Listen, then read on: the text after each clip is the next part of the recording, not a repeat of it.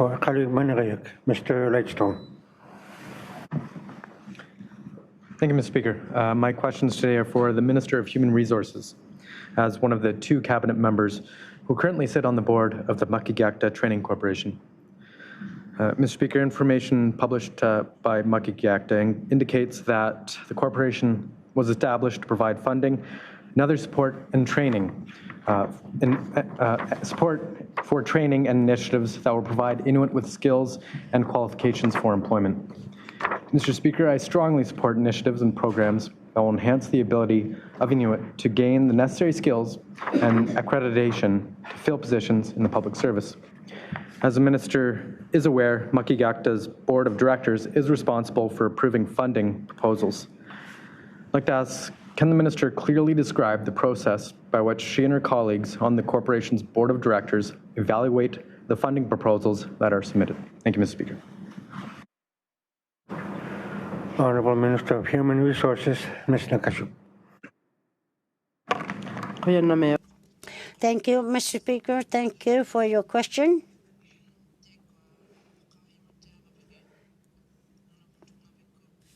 If you're aware that, as you are aware that we're working with NTI and Intergovernmental Affairs, we do the review of all the applications. We review them and work with NTI staff. Thank you, Mr. Speaker. First supplementary, Mr. Lightstone. Thank you, Mr. Speaker. I'd like to thank the Minister for that response.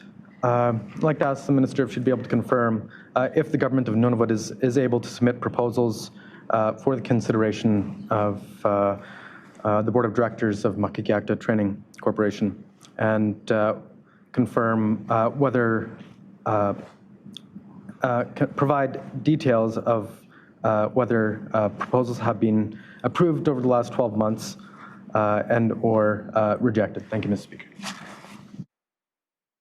Minister of Human Resources, Ms. Nakasuk. Thank you, Mr. Speaker. Thank you for your question.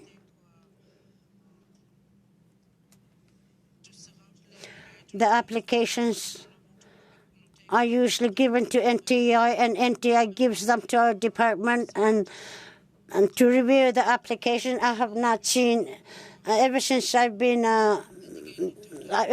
took this on, I have not seen any rejections, but I have seen different applications. Back in January, the board met, and that's all I can respond. Thank you, Mr. Speaker. Second and final supplementary, Mr. Lightstone. Thank you, Mr. Speaker.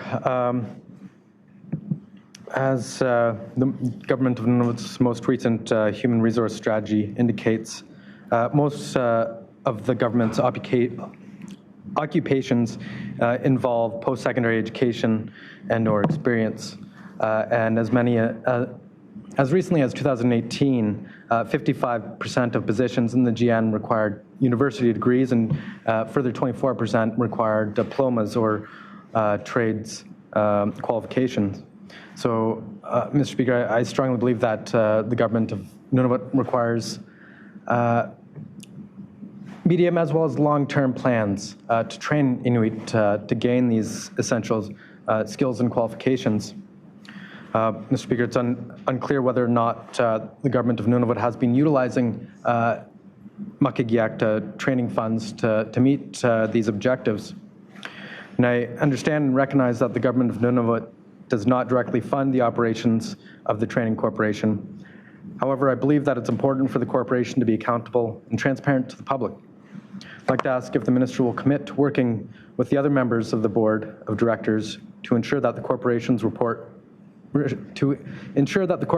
reports annually on its expenditures and activities, and that this reporting includes detailed information on the outcomes and results of its funded programs. Thank you, Mr. Speaker.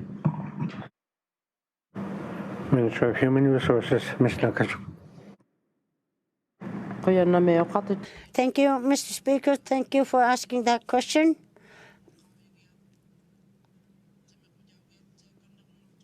we can review them, how we can make sure that the applications can be brought forth. But I believe that human resources do review how we can improve the process, especially GN staff, especially Inuit staff that require more training. So we have been reviewing all those through, not through Makigiaqta, but through Human Resources Department. So we're still reviewing how we can improve this and to make sure we have better better training programs. Thank you, Mr. Speaker. All questions.